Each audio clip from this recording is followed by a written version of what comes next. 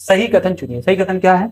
वृत्त का व्यास उसकी त्रिज्या की लंबाई का आधा होता है। देखिए अगर आप वृत्त की बात करेंगे तो वृत्त में कुछ चीजें होती है जो आपको जान लेनी चाहिए। सबसे बड़ी बात, ये केंद्र होता है, ये जो हमने खींची ये इसकी परिधि है, ठीक है।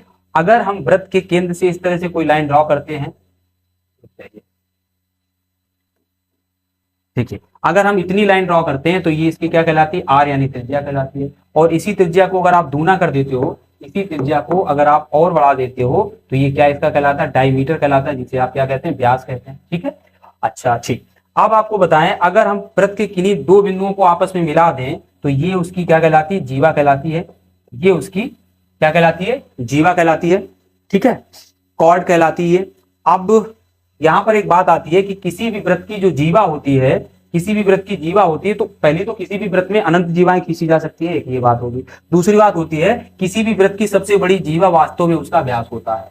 किसी भी, फिर से सुन लीजिए, किसी भी वृत्त की सबसे बड़ी जीवा वास्तव में उस वृत्त का व्यास ही होता है, क्योंकि जीवा के लिए ये डिसाइड नहीं है कि ये केंद्र से होकर नहीं जा सकती है, जीवा केंद्र से भी होकर जा सकती है। अगर यहीं पर हम ऐसी कोई लाइन खींचे तो ये इसकी क्या कहलाएगी? टेंजेंट कहलाएगी, जिसे आप स्पर्श रेखा कहते हैं। क्या कहते हैं? स्पर्श रेखा। थोड़ा सा और फैक्ट जान लीजिए, जिसे आप स्पर्श रेखा कहते हैं। स्पर्श रेखा के बारे में एक और बात जान लीजिए। स्पर्श रेखा अगर आ जाए वृत्त के कितने बिंदुओं को टच करती है, तो आपको लग रहा होगा ये ढेर सारे बिंदुओं को टच करती हुई जा रही है, लेकिन स्पर्श रेखा वृत्त के केवल और केवल एक बिंदु को टच करती है। दूसरा, स्पर्श रेखा से अगर आप केंद्र पर मिलाएं तो ये 90 डिग्री पे जाके मिलती है। कितने डिग्री पे? 90। तीसरी बात ये है कि ये जो व्यास होता है उसको ये समद्विभाजित करती है। तो ये कुछ प्रॉपर्टीज होती है जो आपको एक वृत्त के बारे में पता होना चाहिए। अब क्या कह रहा है? वृत्त का जो व्यास होता है वो उसकी त्रिज्या की लंबाई का आधा होता है। वृत्त का व्यास त्रिज्या की लंबाई का आधा नहीं होता है, वृत्त का व्यास त्रिज्या का दूना होता है, ठीक है। तो ये पॉइंट गलत हो जाएगा।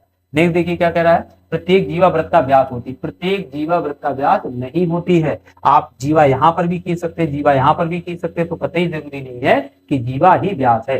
व्यास जीवा है, जीवा व्यास नहीं है, ऐसा जरूरी नहीं है। व्रत में अनेक त्रिज्याएं खींची जा सकती है। हाँ, ये चीज बिल्कुल सही है। आप किसी भी व्रत में जितनी मन चाहो उतनी त्रिज्याएं खींच सकते हो। आप यहाँ यहाँ यहाँ यहाँ केंद्र से जितनी भी चाहो उतनी त्रिज्याएं खींच सकते हो, ये चीज सही है। व्रत की परिधि उसके व्यास का 3 गुना होती है। बिल्कुल फालतू की बातें हैं, तो ऑप्शन नंबर आपका सी हो जाएगा।